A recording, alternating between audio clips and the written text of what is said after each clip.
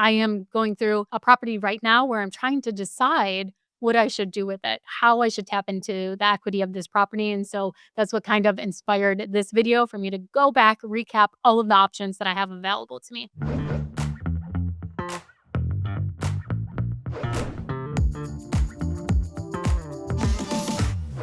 Welcome to Be a Better Landlord. My name is Ashley Kehr.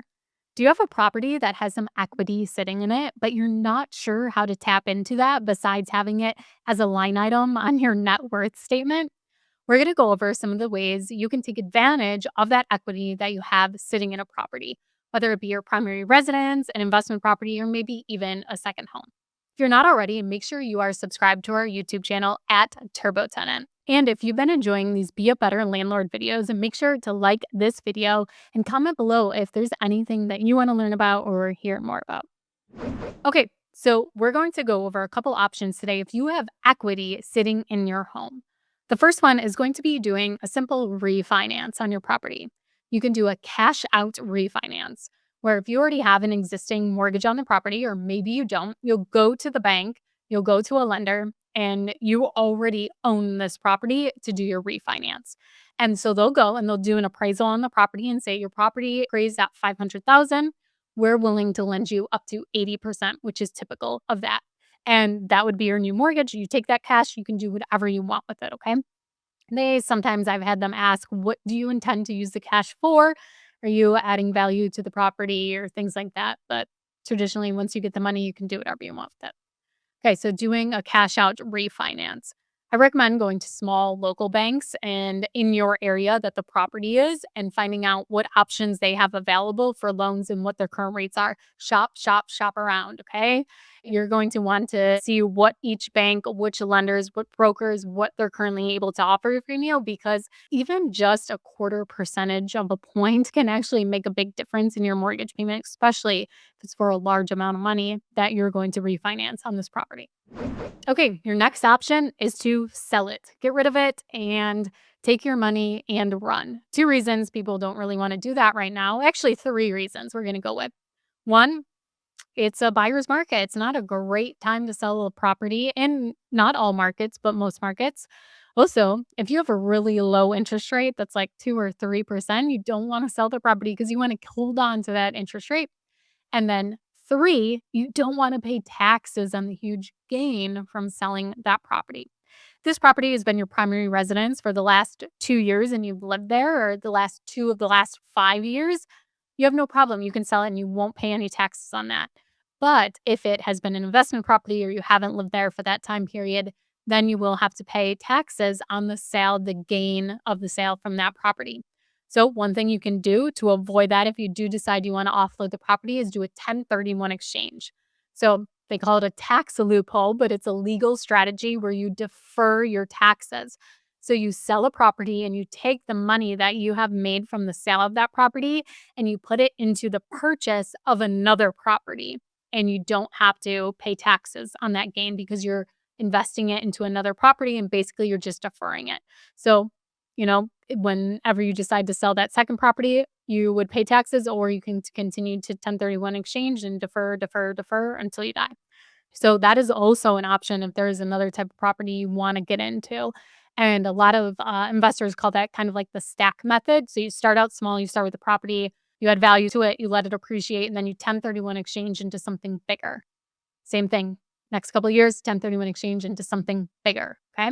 So you're not using any more of your own money. You're just rolling over the equity in these properties and basically using them as down payments to up into higher, bigger, better performing properties, hopefully.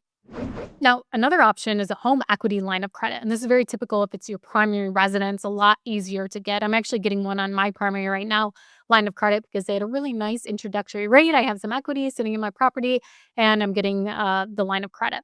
So you can pull that line of credit. You can pull money off of it whenever you need it. Most lines of credit, you pay interest only. There is oftentimes a time period. If you don't pay off the line of credit, they'll automatically put you onto a repayment period. So like turn it into a 15-year repayment plan or something like that. So make sure when you're going and shopping for your lines of credits, not only what your interest rate is, but also how your variable rate will be computed going forward? And also, what is the term? Like, how long do you actually have this line of credit for?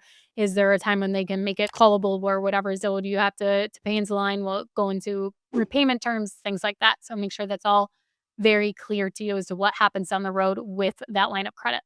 There's also commercial lines of credit. So I have 2 commercial lines of credit that are on 3 properties. So one commercial line of credit has 2 properties secured by it.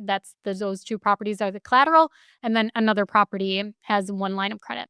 And I couldn't get a traditional home equity line of credit because these weren't my primary residences. These were rental properties. I did them at small local banks, went to the commercial lending division, and I said I'd like to get a line of credit and use these properties as collateral. So you do have options for investment properties. Not a lot of banks or lenders offer this, so you really do have to shop around and find a bank that will do it for an investment property. But it has been a great tool for me to be able to do BRRRRs. So where I'm going and buying the property with the line of credit, I'm doing the rehab on the property with the line of credit. Then I'm going and renting the property out, and then I'm refinancing, doing that cash out refinance, taking all of my money back out of that property and then I'm paying my line of credit back off. So now my line of credit is paid in full. And then I'm going to go and I'm going to repeat it. I'm going to take that line of credit money again and go and buy another property. So that's a great tool for a line of credit is you have funds at your fingertips and you're only paying interest on them if you're using them. Okay, the next thing I've actually never done, but I have a property where I think I'm going to do this to next year. So another investor actually brought this idea to me for this property. So this property is seller finance. I pay the seller directly every month for the mortgage payment. I don't have a bank. He did seller financing on this deal.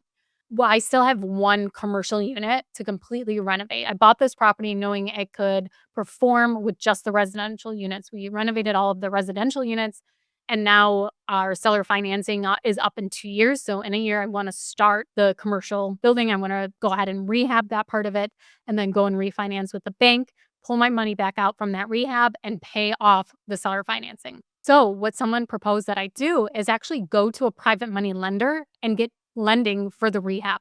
So I have equity in this property. I put a down payment down on it and it's appreciated since I renovated all of the residential units in it, is going to a private money lender to fund my rehab. So basically, I go to them, they get a second lien position, just like a line of credit would.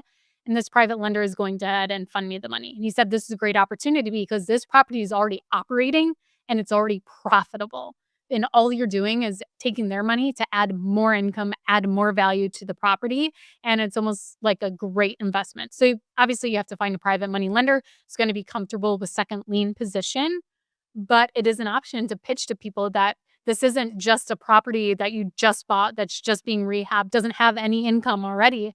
This property already, if I didn't do anything with the rehab that and make it set up my payments so the profit that I'm making from the property could actually go and pay that second loan that I'm getting from the private money lender on the property.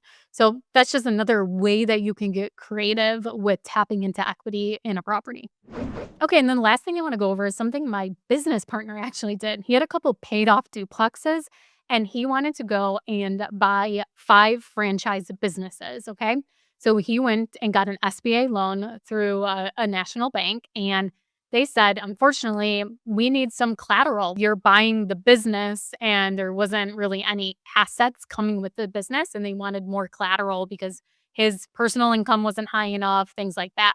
So he took those duplexes and he put them up as collateral tied to his business loan to purchase a business. And he was able to do that by using the equity in his properties and using them as collateral on this business loan. So having those free and paid properties can really pay off if you are trying to diversify and expand out of real estate investing too. Well, those are my top ideas for things that you can do if you have equity sitting in a property. If you have any ideas, I would love to hear them in the comments below, especially if you're getting really, really creative with things that you can do. I am going through a property right now where I'm trying to decide what I should do with it, how I should tap into the equity of this property. And so that's what kind of inspired this video for me to go back, recap all of the options that I have available to me. I'm Ashley Kehr, and thank you so much for watching Be a Better Landlord.